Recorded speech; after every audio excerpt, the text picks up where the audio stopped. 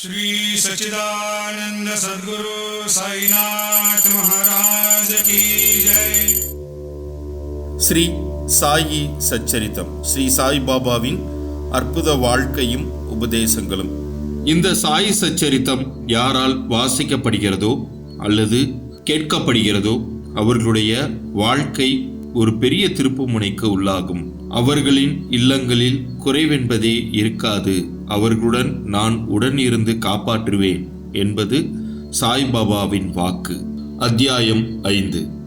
இந்த அத்தியாயத்தில் சாந்த் பாட்டீலின் கல்யாண கோஷ்டியுடன் பாபாவின் வருகை பற்றியும் வரவேற்கப்பட்டு சாயி என்ற அழைக்கப்படுதல் பற்றிய தகவல்களுடன் மற்ற ஞானிகளுடன் தொடர்பு, அவருடைய உடையும் அன்றாட நிகழ்ச்சி நியதிகளும் பற்றியும் பாதுகைகளின் கதை, மொஹீதீனுடன் மல்யுத்த பயிற்சி பற்றிய தகவல்களை பார்ப்போம். வாழ்க்கையில் மாற்றமும் தண்ணீரால் விளக்கெரித்தல் போலி குரு ஜவஹர் அலி பற்றியும் காண்போம். சாந்த் பாட்டீலின் கல்யாண கோஷ்டியுடன் பாபா திரும்புதல். சென்ற அத்தியாயத்தில் குறிப்பிட்டபடி இப்போது முதலில் சாய்பாபா காணாமற் போன பிறகு ஷிரடிக்கு எப்படி திரும்பி வந்தார் என்பதை விவரிக்கிறேன். நைஜாம் சமஸ்தானத்தைச் சேர்ந்த அவுரங்காபாத் ஜில்லாவில் உள்ள தூப்காவன் என்கிற கிராமத்தில் சாந்த் பாட்டீல் என்ற வசதியுள்ள முகமதிய பெருந்தகை ஒருவர் இருந்தார். இவர் அவுரங்காபாத்துக்கு போய்க் கொண்டிருக்கையில் ஒரு பெண் குதிரையை தொலைத்து விட்டார். 2 மாதங்கள் பிரயாசையுடன் தேடினார். ஆனாலும் காணாமல் போன அக்குதிரையை பற்றி கொஞ்சமும் தகவல் பெற இயலவில்லை. ஏமாற்றத்துடன் குதிரையை சேணத்தை தன் தோளில் போட்டுக்கொண்டு அவுரங்காபாத்தில் இருந்து திரும்பிக் கொண்டிருந்தார். 4½ காத தூரம் பிரயாணம் செய்த பின்னர் ஒரு மாமரத்தின் அருகில் வந்தார். அதன் அடியில் ஒரு ஃபக்கிரி, விசித்திர மனிதர் உட்கார்ந்திருந்தார். அவரது தலையில் ஒரு குல்லாய் இருந்தது. கஃப்னி என்னும் நீண்ட ஆடை தரித்திருந்தார். கமுக்கட்டில் சட்கா என்னும் குட்டையான பருமனான ஒரு தடி வைத்திருந்தார். ஹுக்கா குடிப்பதற்கு தயார் செய்து கொண்டிருந்தார். சாந்த் பாட்டீல் அவ்வழியே போவதைக் கண்டு அவரை தன்னிடத்திற்கு கூப்பிட்டு புகைப்பிடிக்கவும் கொஞ்சம் ஓய்வெடுத்துக் கொள்ளவும் அந்த விசித்திர மனிதர் சொன்னார். அவ்விசித்திர மனிதர் அல்லது ஃபக்கிரி குதிரை சேணத்தை பற்றி சாந்த் பாட்டீலிடம் வினவினார். சாந்த் பாட்டீல் தனது தொலைந்து போன குதிரையின் மீதிருந்த சேணம் அது என்று கூறினார். அதற்கு அவர் சாந்த் பாட்டீலிடம் அருகாமையில் உள்ள சோலையொன்றில் தேடும்படி கேட்டுக்கொண்டார். சாந்த் பாட்டீலும் அவ்வாறே அங்கு சென்றார். ஆச்சரியத்திலும் ஆச்சரியம், அவர் தன்னுடைய குதிரையை கண்டுபிடித்து விட்டார். அந்த ஃபக்கிரி ஒரு சாதாரண மனிதர் அல்ல, ஆனால் ஒரு அவுலியா, அதாவது பெரும் ஞானி என்று எண்ணினார். குதிரையுடன் ஃபக்கிரியிடம் திரும்பி வந்தார். ஹுக்கா குடிப்பதற்கு தயாராகியது. ஆனாலும் 2 பொருட்கள் தேவைப்பட்டன. குழாயை பற்ற வைப்பதற்கு நெருப்பு மற்றும் புகையிழுக்க பயன்படும் ஒரு துண்டு துணி, அதை நனைப்பதற்கு தண்ணீர். பக்கிரி தனது கத்தியை எடுத்து அதை வலிய நிலத்தில் நுழைத்தார். அதிலிருந்து எரியும் ஒரு நிலக்கரி நெருப்பு துண்டம் வந்தது. அதை அவர் குழாய் வழியிட்டார். பிறகு தமது சட்காவை தரையில் அடித்தார். அவ்விடத்தில் இருந்து நீர் கசிய தொடங்கியது. சாபி நனைக்கப்பட்டு, சாபி என்பது புகையிழுக்க பயன்படும் ஒரு துண்டு துணி, நனைக்கப்பட்டு பிறகு பிழியப்பட்டு குழாயில் சுற்றப்பட்டது. இங்கனம் எல்லாம் முடிந்த பின்னர் ஃபக்கிரி ஹுக்கா குடித்துவிட்டு சாந்த் பாட்டீலுக்கும் புகைக்க கொடுத்தார். இவற்றையெல்லாம் கண்ணுற்ற சாந்த் பாட்டீல் வியப்புற்றார். பின்பு அவர் அந்த விசித்திர மனிதரை தன் வீட்டிற்கு அழைத்து தனது விருந்தோம்பலை ஏற்றுக்கொள்ளும்படி சொன்னார். மறுநாள் அவர் பாட்டீல் வீட்டிற்கு சென்று சில காலம் தங்கியிருந்தார். பாட்டீல் தூப்காவன் கிராமத்தின் அதிகாரி. அவருடைய மனைவியின் சகோதரரது புதல்வனது கல்யாணம் செய்யப்படவிருந்தான். பாட்டீல் அவர்களுடைய மனைவியின் சகோதரரது புதல்வன் கல்யாணம் செய்யப்படவிருந்தான். ஷிரடியிலிருந்து மணப்பெண் தேர்ந்தெடுக்கப்பட்டிருந்தாள். எனவே ஷிரடிக்கு புறப்படுவதற்கு பாட்டீல் ஆயத்தங்கள் செய்ய துவங்கினார். ஃபக்கிரியும் கல்யாண கோஷ்டியுடன் கூட வந்தார். கல்யாணமும் எவ்வித சிரமமும் இன்றி முடிவடைந்து கோஷ்டியும் தூப்காவனிற்கு திரும்பியது. ஆனால் ஃபக்கிரி மாத்திரம் ஷிரடியிலேயே இருந்தார். பின்னர் அங்கேயே நிரந்தரமாக தங்கிவிட்டார். சாயி என்னும் பெயரை ஃபக்கிரி எப்படி அடைந்தார்? கல்யாண கோஷ்டி ஷிரடியை அடைந்ததும் காண்டோபா கோவிலுக்கு அருகிலுள்ள ஓர் ஆலமரத்தடியில் வந்து சாயி தங்கினார். கண்டோபா கோவிலில் பரந்த வெளியில் வண்டிகள் அவிழ்த்து விடப்பட்டன. கோஷ்டியில் உள்ளவர்கள் எல்லாம் ஒவ்வொருவராக இறங்கினர். ஃபக்கிரியும் கீழே இறங்கினார். இளம் ஃபக்கிரி இறங்கிக் கொண்டிருப்பதை பகத் மகள்சாபதி கண்ணுற்றார். உடனே யா சாயி, அதாவது சாயி வரவேண்டும் என்று கூறினார். அதிலிருந்து மற்றவர்களும் அவரை சாயி என்று அழைத்தார்கள். அதிலிருந்து அவர் சாய்பாபா என்னும் பெயரால் அறியப்பட்டார். மற்ற ஞானிகளுடன் தொடர்பு. சாய்பாபா மசூதியில் தங்க துவங்கினார். தேவிதாஸ் என்ற ஒரு ஞானி பாபா வருவதற்கு பல ஆண்டுகளுக்கு முன்பே ஷிரடியில் தங்கியிருந்தார். பாபா அவர்தம் நட்பை விரும்பினார். அவருடன் ஹனுமன் கோவிலிலும் ஷாவடியிலும் தங்கியிருந்தார். சில சமயங்களில் தனியாகவும் இருந்தார். பிறகு ஜானகிதாஸ் என்று மற்றொரு ஞானியும் வந்தார். பாபா அவருடன் பேசிக்கொண்டிருப்பதிலேயே பெரும்பாலான நேரத்தை கழித்தார். அது மட்டுமல்லாமல் ஜானகிதாஸ் பாபா தங்கியிருந்த இடத்திற்கும் செல்வார்.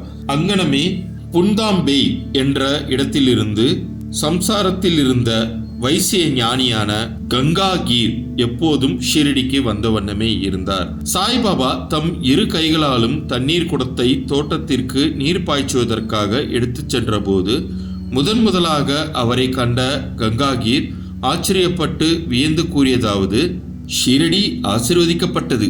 அது விலை மதிக்க முடியாத வைரத்தை பெற்றிருக்கிறது. இம்மனிதர் இன்று தண்ணீர் சுமந்து கொண்டிருக்கிறார். ஆனாலும் அவர் சாதாரண மனிதர் அல்ல. இந்த நிலம், அதாவது ஷீரடி, அதிர்ஷ்டமும் புண்ணியமும் உடையது. அதனால்தான் அது ஓர் வைரத்தை பெற்றுள்ளது என்று கங்காகீர் கூறினார். அப்படியே ஏவலா மடத்தைச் சேர்ந்த ஆனந்த்நாத் என்பவர் புகழ்பெற்ற ஞானியும் அக்கல்கோட் மகாராஜின் சீடரும் ஆவார். அவர் ஷீரடி மக்கள் சிலருடன் ஷீரடிக்கு வந்திருந்தார். அவர் சாய்பாபாவை தம் முன் கண்டபோது வெளிப்படையாக பின்வருமாறு கூறினார்: இது உண்மையில் விலை மதிக்க முடியாத ரத்தினமாகும். அவர் ஒரு சாதாரண மனிதர் போன்று தோன்றினாலும் அவர் ஒரு சாதாரண கல் அல்ல, ஒரு வைரக்கல். கூடிய விரைவில் நீங்கள் இதை உணர்வீர்கள் என்று அக்கல்கோட் மகாராஜின் சீடரான ஆனந்த்நாத் கூறினார். இதை கூறிய பின்னர் அவர் ஏவலாவுக்கு திரும்பிவிட்டார். இது சாய்பாபா இளைஞனாய் இருக்கும்போது சொல்லப்பட்டது. பாபாவின் உடையும் அன்றாட நிகழ்ச்சி நியதியும். சாய்பாபா இளம் பருவத்தில் தமது தலையில் முடி வளர்த்தார். தலைமுடியை ஒழுங்குபடுத்துவதே இல்லை. விளையாட்டு வீரனை போன்று அவர் உடையணிந்தார். அவர் ரஹதாவிற்கு சென்றிருந்த போது அங்கிருந்து சாமந்தி, மல்லிகை, முல்லை செடிகளை கொண்டு வந்து தரையை சுத்தப்படுத்தி காய்ந்த நிலத்தை கொத்தி அவற்றை நட்டு தண்ணீர் விட்டார். வாமன் தாத்யா என்னும் ஓர் அடியவர் அவருக்கு தினந்தோறும் 2 பானைகள் கொடுத்தார். இவற்றை கொண்டு பாபா தமது செடிகளுக்கு தண்ணீர் விடுவது வழக்கம்.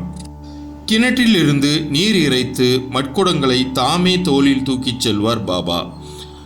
மாலை நேரங்களில் மண்பானைகள் வேப்ப மரத்தடியில் வைக்கப்பட்டிருக்கும். அவை வெறும் பச்சை மண்ணால் செய்யப்பட்டு சுடப்படாத காரணத்தால் அங்கனமே வைக்கப்பட்ட உடனேயே உடைந்துவிடும். அடுத்த நாள் தாத்யா வேறு 2 புது பானைகளை கொடுப்பார். இந்நிகழ்ச்சி 3 ஆண்டுகள் நடந்தது. சாய்பாபாவின் கடின பயிற்சி, உழைப்பு ஆகியவற்றினால் ஒரு பூந்தோட்டம் வளர்ந்தது. இந்த நிலத்தில் தற்போது பாபாவின் சமாதி மந்திர் என்னும் ஓர் பெரிய மாளிகை இருக்கிறது. இது தற்போது பல பக்தர்களால் அடிக்கடி விஜயம் செய்யப்பட்டு வணங்கப்பட்டு வருகிறது. வேப்ப மரத்தடியில் உள்ள பாதுகைகளின் கதை. பாயி கிருஷ்ணாஜி அலிபாகர் என்பவர் அக்கல்கோட் மகாராஜின் அடியவர். அக்கல்கோட் மகாராஜின் உருவப்படத்தை வழிபட்டார். அவர் ஒருமுறை அக்கல்கோட்டிற்கு, அதாவது சோலாப்பூர் ஜில்லாவிற்கு சென்று மகாராஜின் பாதுகைகளை தரிசனம் செய்து கொண்டு தன்னுடைய நேர்மையான வழிபாட்டை செலுத்தி வர நினைத்தார். அவர் அங்கு செல்வதற்கு முன் கனவில் ஒரு காட்சியை கண்டார். அக்காட்சியில் அக்கல்கோட் மகாராஜ் தோன்றி அவரிடம், இப்போது ஷிரடியே தனது இருப்பிடம், அங்கு சென்று உனது வழிபாட்டை செலுத்து என்றார். எனவே பாயி தனது திட்டத்தை மாற்றிக்கொண்டு ஷிரடிக்கு வந்து பாபாவை வழிபட்டு 6 மாதங்கள் அங்கு தங்கி மகிழ்ச்சி அடைந்தார். அவருடைய காட்சி முதலியவற்றின் ஞாபகார்த்தமாக அவர் பாதுகைகளை தயாரித்து அதை சக வருடம் 1834 ஆவணி மாத பௌர்ணமி தினத்தன்று தாதா கேல்வர், உபாசனி முதலியோர் நடத்திய உரிய சடங்கு சம்பிரதாயங்களுடன் வேப்ப மரத்தடியில் பிரதிஷ்டை செய்தார். அதன் வழிபாட்டுக்கு ஒரு அந்தணர் நியமிக்கப்பட்டார். அதனுடைய நிர்வாகம் சகுன் மேரு நாயக் என்ற அடியவரிடம் ஒப்படைக்கப்பட்டது. இக்கதையின் முழு விவரம்: தானேவைச் சேர்ந்த திரு BV தேவ் என்னும் ஓய்வு பெற்ற மமல்தார் சாய்பாபாவின் ஒரு பெரிய பக்தர். இவர் இந்த விஷயத்தை பற்றி சகுன் மேரு நாயக், கோவிந்த் கமலாக்கார் தீக்ஷித் இவர்களிடமிருந்து விசாரித்து பாதுகைகளை கொண்ட ஒரு கட்டுரையை சாய்லீலா சஞ்சிகையில் பதிப்பித்துள்ளார்.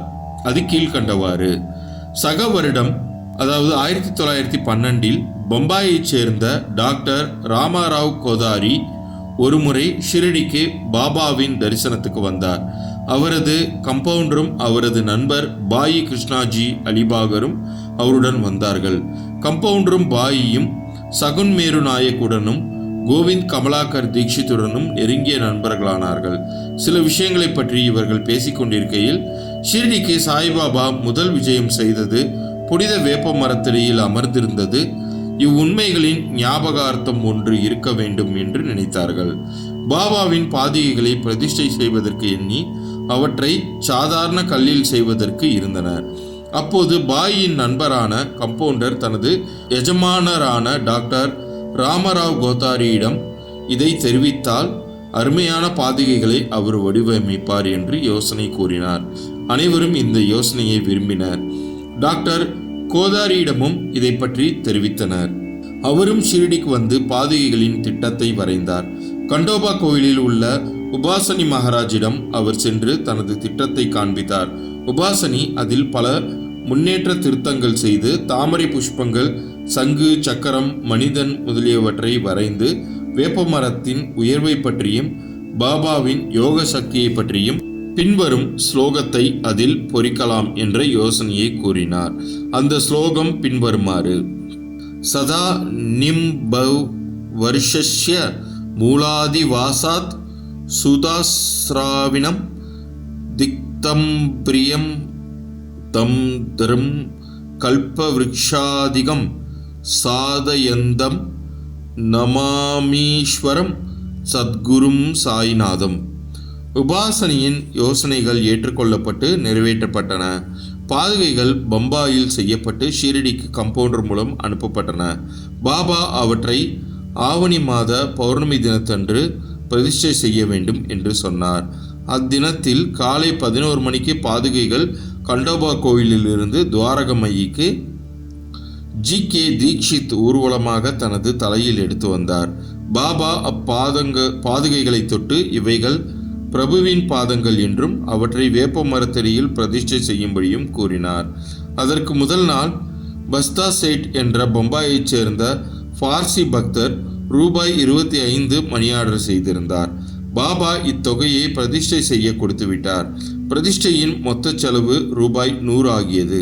அதில் 75 நன்கொடைகளினால் சேர்க்கப்பட்டது. முதல் 5 ஆண்டுகள் GK தீக்ஷித் அவர்களால் பாதுகைகள் வழிபாடு செய்யப்பட்டது. பின்னர் இவ்வழிபாடு ஜக்கடியைச் சேர்ந்த லக்ஷ்மண் காகேஸ்வரால் செய்யப்பட்டது.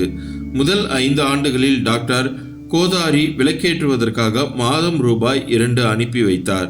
பாதுகைகளை சுற்றி போட வேலியும் அனுப்பினார்.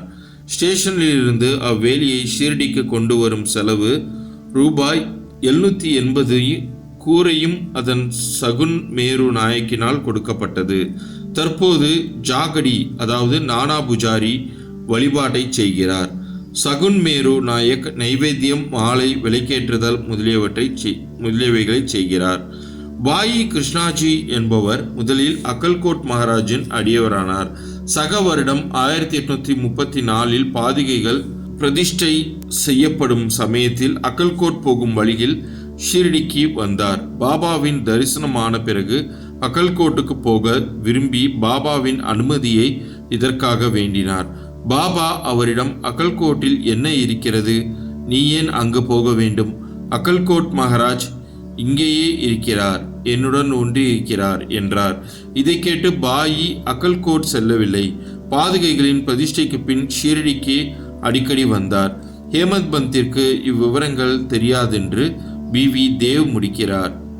அவர் அங்கனம் அறிந்திருப்பாராயின் அதை தன்னுடைய சச்சரிதத்தில் சேர்க்க தவறியிருக்க மாட்டார். மொய்தீன் தம்போலியுடன் மல்யுத்த பயிற்சியும் வாழ்க்கையில் மாற்றமும். பாபாவின் மற்ற கதைகளுக்கு திரும்புவோம். ஷிரடியில் மொஹிதீன் தம்போலி என்னும் பெயருடைய ஓர் மல்யுத்த சண்டைக்காரன் இருந்தான். பாபாவுக்கும் அவனுக்கும் சில விஷயங்களில் உடன்பாடு ஏற்படவில்லை. இருவரும் மல்யுத்தம் செய்ய தொடங்கினர். இதில் பாபா தோற்கடிக்கப்பட்டார். அதிலிருந்து பாபா தம்முடைய உடையையும் வாழ்க்கை முறையையும் மாற்றி அமைத்து கொண்டார். மேலாடையாக கஃப்னி அணிந்தார்.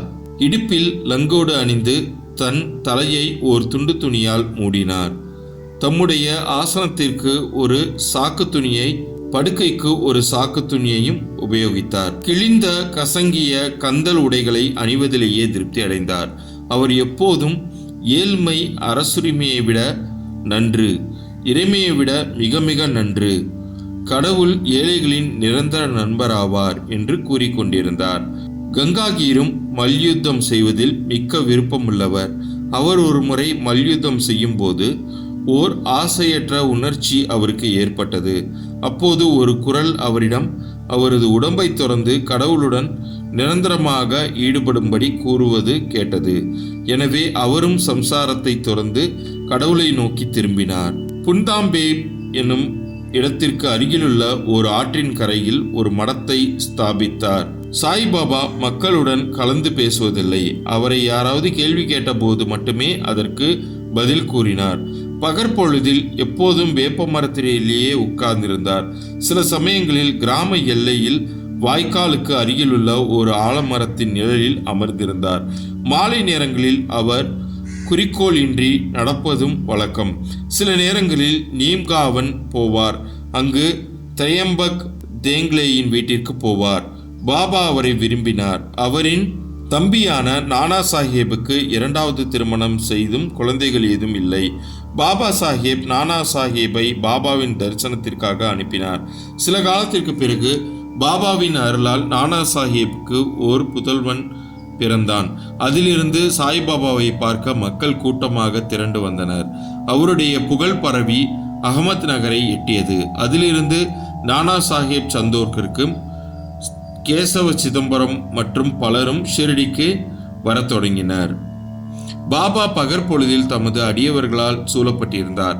இரவில் உதிர்ந்து கொட்டும் ஒரு பழைய மசூதியில் படுத்தார். பாபாவிடம் இந்த நேரத்தில் புக்கா புகையிலை, ஒரு டம்ளர், நீண்ட கஃப்னி, தலையை சுற்றி ஒரு துண்டு துணி, ஒரு குச்சி அதாவது சட்கா முதலிய சிறு சிறு உடைமைகள் இருந்தன.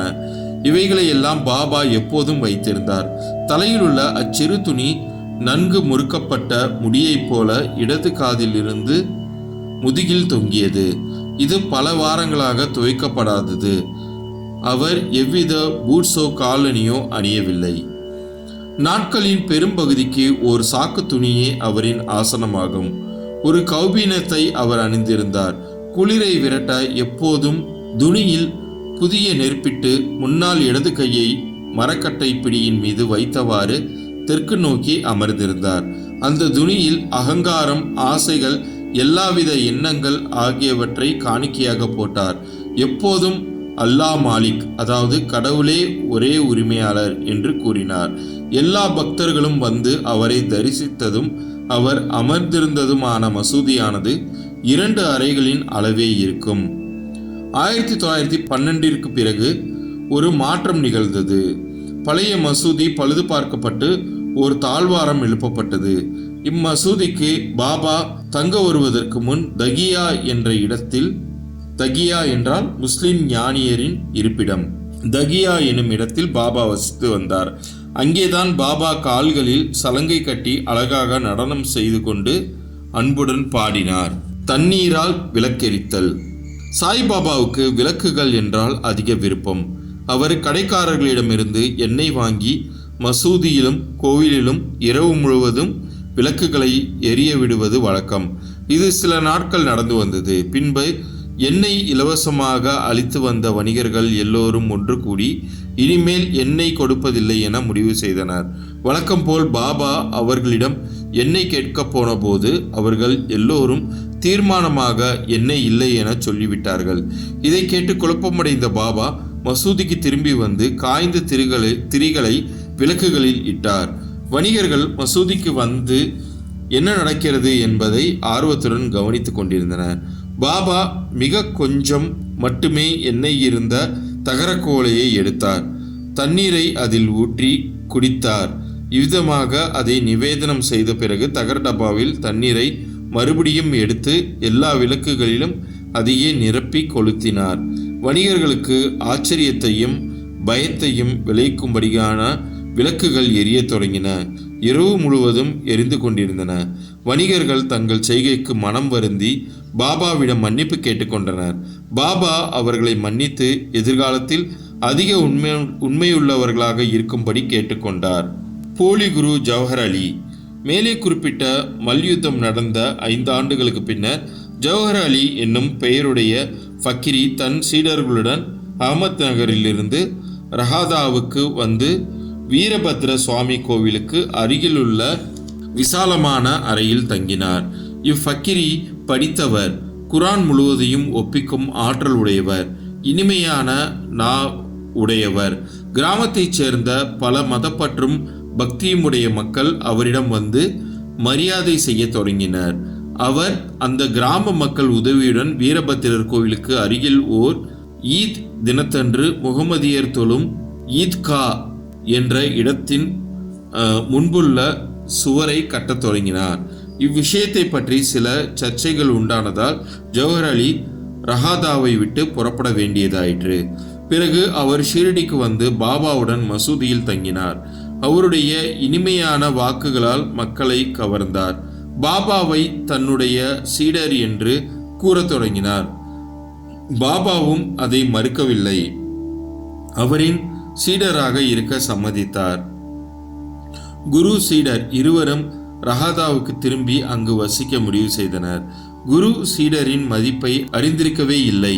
ஆனால் சீடர் குருவின் குற்றங்களை உணர்ந்திருந்தார். எனினும் அவரை மதிக்காமல் இருந்ததில்லை. பாபா தமது கடமைகளை கவனத்துடன் ஆற்றிக்கொண்டு வந்தார். தமது குருவிற்கு பல்வேறு விதங்களில் பணிபுரிந்தும் வந்தார். ஷிரடிக்கு அவர்கள் அடிக்கடி வருவது வழக்கம். ஆனால் அவர்களின் முக்கிய இருப்பிடம் ரஹாதாவாகும். ஷிரடியில் உள்ள பாபாவின் அன்பு சீடர்கள் பாபா அவர்களை விட்டு ரஹாதாவில் தங்கியிருப்பதை விரும்பவில்லை. எனவே அவர்கள் ஒரு கூட்டமாக ரஹாதாவிற்கு சென்று பாபாவை ஈத்காவுக்கு அருகில் சந்தித்து தாங்கள் வந்த காரணத்தை கூறினார்கள். பாபா அவர்களிடம் ஃபக்கிரி ஒரு கோபக்கார குணம் கெட்ட மனிதர் என்றும் தான் அவரை விட்டு வர முடியாது என்றும் எனவே ஃபக்கிரி வருவதற்குள் எல்லோரும் திரும்பிவிடுவது நல்லது என்றும் கூறிக்கொண்டிருந்தார். அப்போது ஃபக்கிரி திரும்பி வந்து தனது சீடனை அவர்களுடன் அழைத்து செல்ல முயன்றதற்காக கோபித்தார். சில விவாதங்களும் தகராறுகளும் நிகழ்ந்தன. முடிவில் குரு சீடர் இருவரும் ஷீரடிக்கு திரும்பும்படி தீர்மானிக்கப்பட்டது. எனவே அவர்கள் ஷீரடிக்கு திரும்பி வந்து வசிக்க தொடங்கினார்கள். சில நாட்களுக்கு பிறகு குரு தேவிதாசரால் சோதிக்கப்பட்டு முழுமைக்கு தேவையுள்ளவர் என கண்டுபிடிக்கப்பட்டார். பாபா ஷிரடிக்கு கல்யாண கோஷியுடன் வருவதற்கு 12 ஆண்டுக்கு முன் இந்த தேவிதாசர் 10 அல்லது 11 வயது பாலகனாக ஹனுமன் கோவிலில் வசித்து வந்தார். தேவிதாசருக்கு பல சிறப்பான அம்சங்களும் சிறப்பான கண்களும் அமைந்திருந்தன. அவர் அவாவின்மையின் அவதாரமும் ஞானியின் ஆவார். தாத்யா கோதே, காஷிநாத் போன்ற பலர் அவரை தமது குருவாக நினைத்திருந்தனர். அவர்கள் ஜவஹர் அலியை தேவிதாஸ் முன்னிலையில் கொண்டு வந்தனர். அவர்கள் தொடர்ந்து விவாதத்தில் ஜவஹர் அலி தோற்கடிக்கப்பட்டார். பின்பு ஷிரடியை விட்டு ஓடி விஜய்பூர் சென்று தங்கினார். பல ஆண்டுகளுக்கு பின்னர் ஷிரடிக்கு திரும்ப வந்து சாய்பாபாவின் முன்னர் வீழ்ந்து வணங்கினார். அவர் குரு என்றும் சாய்பாபா சீடர் என்றும் காணப்பட்ட தோற்றம் தெளிவாக்கப்பட்டது. உண்மையில் சாய்பாபாவே குரு என்று பலர் உண்மை அறிந்தனர். அவர் தன் குற்றத்திற்காக வருத்தப்பட்டிருக்கையில் சாய்பாபா அவரை மரியாதையுடன் நடத்தினார். இவ்விஷயத்தில் உண்மையான ஒழுக்கத்தால் சாய்பாபா எவ்வாறு அகங்காரத்தை களைந்து சீடனது கடமைகளை ஒழுங்காக செய்து உயர்ந்த பதவியை, அதாவது தன்னையுணர்தலை அடைவது என்பதை காட்டியுள்ளார். இக்கதை மஹல்சாபதி என்னும் சீடரால் கூறப்பட்டுள்ளபடி கொடுக்கப்பட்டு இருக்கிறது. அடுத்த அத்தியாயத்தில் ராமநவமி திருவிழா, மசூதியின் முந்தைய நிலை, அதன் பழுதுபார்ப்பு ஆகியவற்றை பற்றி காண்போம். ஓம் சாய்ராம். இது ஷீரடி சாய்பாபாவின் வாக்கு. மனிதர் எவ்விடம் என்னை நம்புகிறார்களோ அவ்விதமே நான் அவர்களை ஏற்றுக்கொள்கிறேன்.